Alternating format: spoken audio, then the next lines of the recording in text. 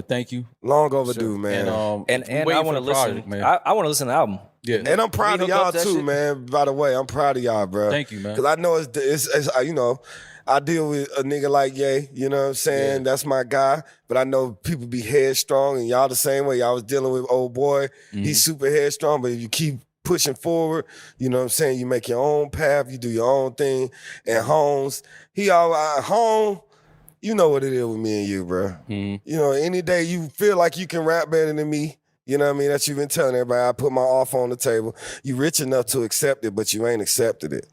Yeah, he stole enough. Yeah, because you know, you know what time it is. He stole enough. He got it. He can pay you with my money. Yeah. It'll be our money. Exactly. It's our money. Yeah, exactly. So that's cyhi, man. We another episode here at Culture Lab. Thank you to Rockstar. Thank you to Taz. Thank you to Al Branch. For sure. That's fam. More.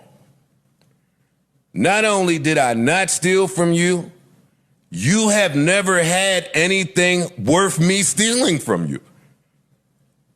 No matter how many new beginnings you start, and no matter how many of these new people you get around, some of us know you. That would be me. So please stop spreading these lies. You've never had anything for me to steal from. That's not the nature of this relationship. This is some sick role reversal shit going on. And I'm not mad at nobody else calling me a thief. But you can't call me no fucking thief. No, I will not have it. You've never pulled your own weight. The first never meant nothing to you. It's never been like responsibilities. You never got up and carried your own shit. It's always been another nigga around to help you do it. And you don't speak to them niggas no more neither. So this is not Joe specific. Stop putting smut on my name. I'm gonna start showing up for myself, because that's my problem with the fucking internet. Y'all don't know nothing about none of these niggas. All of them, the whole industry.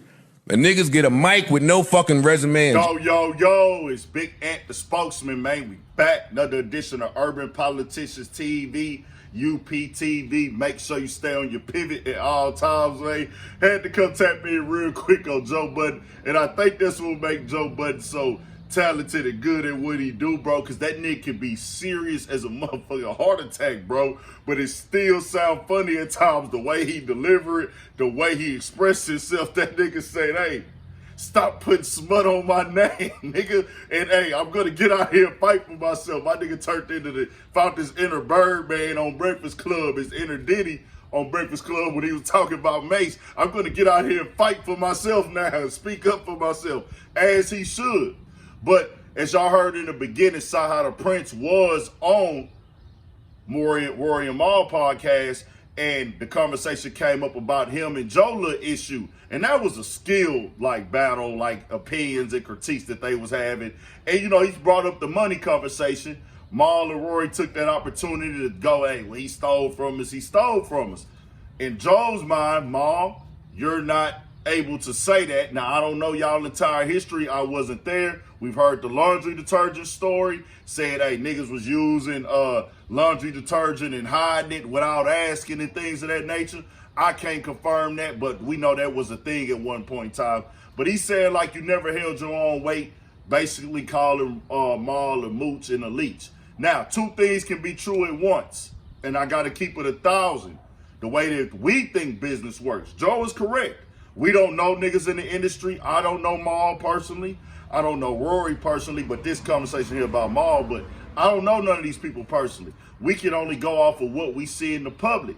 And in the public eye, when you look at the videos, the way that Joe was speaking about the podcast breakup, we can see that the business didn't go in the line of what Joe kind of led us to believe as fans and supporters of the Joe Budden podcast.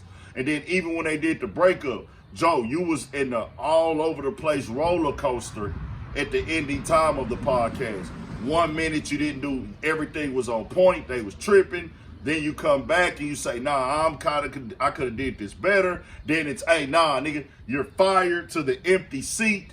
You know what I'm saying? Nobody was sitting there. We saw that. Then it turned into, hey, you know what, man? These are these guys I'm happy for, but the shots continue to go on back and forth and everything. So, Joe led us to believe, and he talked about ownership and creators being taken care of and handled properly, and the business and the contracts being transparent. But in their case, they say that this is not what was going on. Whether I like it or not, whether y'all like it or not, I'm going to call it down the middle. They came in this, and them as a collective built this podcast up. So, hey, transparency should have been something that done out of respect as opposed to business. Now, business, you can run your business how you want to run your business. But if you owe a nigga some money, or you was hiding money or income from niggas, and just because you paid them what you felt that they was owed, and it wasn't what was agreed upon, that could be taken as stealing. And that would make a nigga say, hey, you stole from them. That's just what it is. And Joe, you know, I don't know about your my history, nor do I need to know, nor do I need to be informed on y'all living arrangements or how close y'all was or any of that. We only really concerned about the podcast. We only know what niggas tell us about. You understand what I'm saying? And what we watching and what you saying on the podcast. But Joe, still one of the greatest at this shit. I'ma always give that nigga his credit. I don't give a damn what go on. That nigga motivated me to jump into the media and the podcast game. And no matter what nobody say or anything, I'm never gonna take that moment away from Joe. You know what I'm saying? I can agree with this. I can disagree with that. Same thing with Rory and Mal. People counted them out. Them niggas have turned they show into a dope ass segment. A lot of people are not watching like some of the bigger podcasts, but these interviews they've been having, the content they've been creating over there been great. That Benny the Butcher episode was dope. The cyhi the Prince episode was dope. That DJ Drama, the Quentin Miller, and then some of the segments with them just talking on their own and stuff have been dope over there. So it's good to see them pivot and turn their thing up. So tell me what y'all think, man. We got more shit coming, more videos, all that for Shit Show 1000. Stay on your pivot.